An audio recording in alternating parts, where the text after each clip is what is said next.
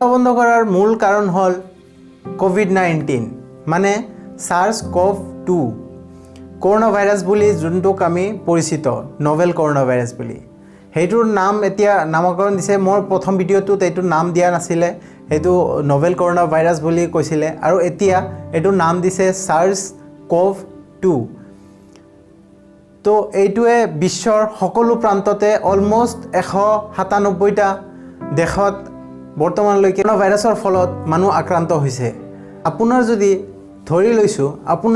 আপুনি যদি কোভিড-19 ৰ দ্বাৰা আক্ৰান্ত হয় তেতিয়া হলে আপোনাৰ এইটো সিম্পটমস মানে লক্ষণসমূহ দেখুৱাবলৈ 2 ৰ পৰা 14 দিনলৈকে সময় লাগি যাব কিন্তু আপুনি এই সময়খিনিত কেতিয়াবা আপুনি সিম্পটমস নেদেখিবও পাৰে 14 দিন যেহেতু সময় মাজৰ সময়খিনি আপুনি সিম্পটমস নেদেখিবও পাৰে যাৰ ফলত আপুনি বাহিৰত গৈ যিমান মানুহৰ কন্টাক্টত আহিব যিমান মানুহৰ সংস্পৰ্শত আহিব সকলোৱে এই ভাইৰাছৰ দ্বাৰা আক্ৰান্ত হ'ব তো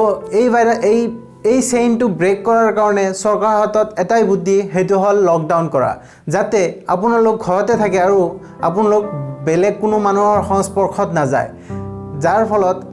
আপুনি যদি কোভিড-19 ৰ দ্বাৰা আক্ৰান্ত হৈ আছে তেতিয়া হলে আপোনাৰ পৰা এই ভাইৰাছটো আৰু বেলেগলৈ স্প্ৰেড হৈ নাযায় বা তেনেকুৱা বেলেগৰ পৰা আপোনালৈ হেতু স্প্ৰেড হৈ নাহে যাৰ ফলত এই লকডাউন দিছে কিন্তু এতিয়া কথা হল কিছুমানে খোৱাৰ কাৰণে মাছ মাংসৰ কাৰণে বজাৰত এনেকুৱা ভিৰ কৰিছে যেন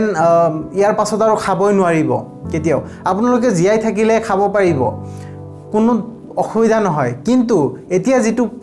সিচুৱেশন যেটো ক্ৰিটিক্যাল ষ্টেজত আছে হেইটো ষ্টেজত আপোনালোকে এনেকুৱাটো মোৰ মতে দি যুক্তিসংগত নহয় আপোনালোক শিক্ষিত মানুহ সকলোৱে আজিকালি প্ৰায় সকলোৱে শিক্ষিত জ্ঞানী তো আপোনালোকে নিজে বুজি লওক কাৰণ এইটো এবাৰ স্প্ৰেড হলে এবাৰ কমিউনিটি ট্ৰান্সফাৰ হলে তাৰ পাছত এইটো আৰু ৰখাব নোৱাৰিব এতিয়া আপুনি ইটালীৰ উদাহৰণটো মই দিছো ইটালীত এতিয়া মেডিকেল সিস্টেম সকলোখিনি হেলথ কেয়াৰ সিস্টেম সকলোখিনি কলাপস হৈ গৈছে একো কৰিব পৰা নাই এতিয়া আম মানুহক এনে ৰাস্তাত ট্ৰিটমেন্ট কৰিব লগা হৈছে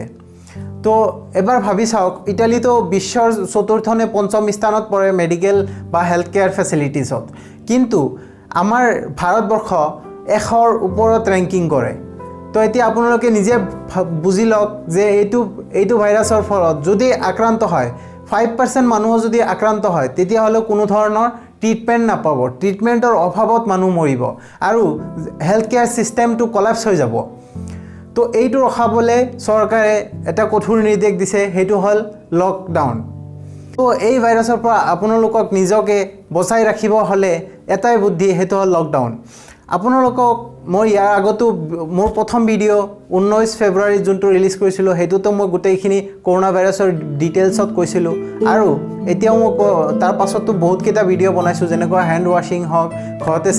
স্যানিটাইজাৰ কেনেকৈ বনাব লাগে সকলোখিনি আছে আই বটনত ক্লিক কৰিলে আপোনালোকে দেখিব পাৰিব ICMR মতে মানে ইন্ডিয়ান কাউন্সিল অফ মেডিকেল ৰিসাৰ্চৰ মতে তাৰে সাইন্টিষ্টৰ মতে আপোনালোক যিমান সোশ্যাল ডিসটেন্স মেইনটেইন কৰিব হিমানখিনি আপোনাৰ কাৰণে ভাল আপোনাৰ এই ভাইৰাছ হোৱাৰ চান্সেছ বহুত কম আৰু আপুনি সঘনাই হাত ধুই থাকিব আৰু স্যানিটাইজ ইউজ কৰিব যদি ইকেটা কৰে তেতিয়া হলে আপোনাৰ এই ভাইৰাছৰ পৰা আক্ৰান্ত হোৱাৰ চান্সেছ বহুত কম বৰ্তমানলৈকে এই ভাইৰাছৰ পৰা আক্ৰান্ত হোৱা মানুহৰ সংখ্যা 6,17,349 জনলৈকে বৃদ্ধি পাইছে আৰু দ্ৰুতগতিত বাঢ়ি গৈ আছে ইয়াৰে 28,377 জন মানুহৰ এতিয়ালৈকে মৃত্যু হৈছে আৰু 1,37,000 মানুহ ইয়াৰ পৰা ভাল পাইছে বৰ্তমান ভাৰতত এই ভাইৰাছৰ পৰা আক্ৰান্ত হোৱা মানুহৰ সংখ্যা 933 জনলৈকে বৃদ্ধি পাইছে আৰু বাঢ়ি গৈ আছে ইয়াৰে মৃত্যু হোৱা মানুহৰ সংখ্যা 20 জনলৈকে বৃদ্ধি পাইছে আৰু ভাল পোৱা মানুহৰ সংখ্যা 84 জনলৈকে বৃদ্ধি পাইছে বিশ্বত যদি আপুনি এইটোৰ এজ হিচাপে আপুনি এই ভাইৰাছটোৰ মৃত্যুৰ হাৰ দেখে তেতিয়া হলে এনেকুৱা দেখা পাব আৰু বৰ্তমান 1,04,000 মানুহ বৰ্তমানলৈকে এই ভাইৰাছৰ ফলত ইনফেক্টেড হৈছে আৰু ইয়াৰে 1,704 জন মানুহ বৰ্তমানলৈকে মৃত্যুবৰণ কৰিছে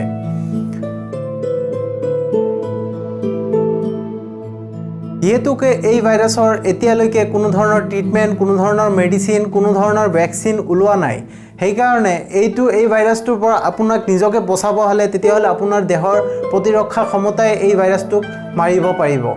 বা এই ভাইৰাছৰ পৰা আপুনি ভাল পাব হ'লে আপোনাৰ দেহৰ প্ৰতিৰক্ষা ক্ষমতাই আপোনাক এইটোৰ পৰা ভাল কৰিব বাকি এতিয়ালৈকে কোনো ধৰণৰ মেডিচিন বা ভ্যাকচিন কোনো ধৰণৰ একো ডেভেলপ হোৱা নাই ভ্যাকচিন আহিবলৈ প্ৰায় আৰু এবছৰ সময় লাগি যাব আৰু মেডিচিন আহিবলৈও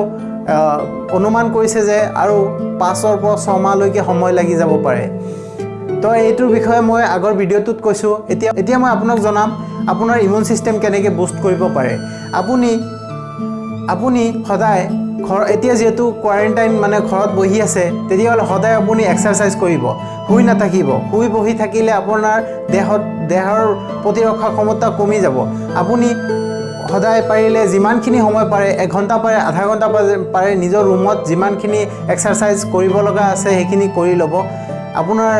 বডিটো ৱাৰ্ম আপ কৰি ৰাখিব আপোনাৰ মনটো সুস্থ ৰাখিব আৰু ফ্ৰুইটস খাব তাৰ পাছত মাল্টিভিটামিন খাব পাৰে আপুনি তাৰ পাছত হেউজিয়া শাক-পাচলি খাব পাৰে হেউজিয়া শাক-পাচলি এতিয়া যদি বজাৰ বন্ধ আপোনাৰ ঘৰতে যদি আছে তেতিয়াহ'লে তো ভালে আপুনি হেউজিয়া শাক-পাচলি খাব আৰু নাথাকিলে একো নাথাকিলে আপোনাৰ ওচৰত যদি প্ৰটিন আছে তেতিয়াহ'লে প্ৰটিন জাতীয় খাদ্য বেছিকৈ খাব গাখীৰ প্ৰটিনৰ ডিটেইলছত আপোনালোকে গুগলত ধুনীয়াকৈ পাই যাব আপোনালোক নিজে সুস্থ থাকক আৰু যিমান পাৰে সিমান মানুহক জনক আপোনালোক এৱাৰ কৰক নহলে এই ভাইৰাছৰ পৰা হাত সাৰিব নোৱাৰিব বৰ্তমানলৈকে যেহেতু ভাৰতত 933 জন মানুহৰ এই ভাইৰাছৰ দ্বাৰা আক্ৰান্ত হৈছে তো আমি এইটো থাৰ্ড ষ্টেজলৈ যাবলৈ দিব নালাগে মানে কমিউনিটি ট্ৰান্সফাৰ হ'বলৈ দিব নালাগে এইটো যদি এবাৰ কমিউনিটি ট্ৰান্সফাৰ হৈ যায় আমাৰ ইয়াত যেনেকুৱা জনসংখ্যা তেতিয়াহ'লে মানুহ কোনো ধৰণৰ চিকিৎসা নোপোৱাৰ ফলত আৰু এজ হিচাপে যেহেতু মই কৈছিলোঁ আগতে এই ভাইৰাছটো বয়সীয়াল মানুহৰ বেছিকৈ ইফেক্ট কৰে আৰু যদি হাই প্ৰেছাৰ আছে তেতিয়াহ'লে সেইবোৰ মানুহক বেছিকৈ ইফেক্ট কৰে সেইটো কাৰণে আপোনালোক যিমান পাৰে সজাগ থাকক সচেতন থাকক আৰু বাহিৰলৈ যোৱাটো বন্ধ কৰি দিয়ক কাৰণ আপুনি যদি ইয়ং জেনেৰেশ্যনৰ হয় আপুনি বাহিৰত যাব আপোনাৰ একো নহ'ব বাহিৰৰ পৰা আহিলে আপোনাৰ ইমিউন সিস্টেম ভাল আপোনাৰ একো নহ'বও পাৰে কিন্তু আপোনাৰ ঘৰত থকা আপোনাৰ মা দেউতা বা ককা আইতা আৰু যদি কোনোবা আছে বয়সীয়াল তেওঁলোকৰ ইফেক্টটো পৰিব আপোনাৰ পৰা সেইসকল মানুহলৈ এই ভাইৰাছটো যাব আৰু তেওঁলোক মৃত্যুবৰণ কৰিব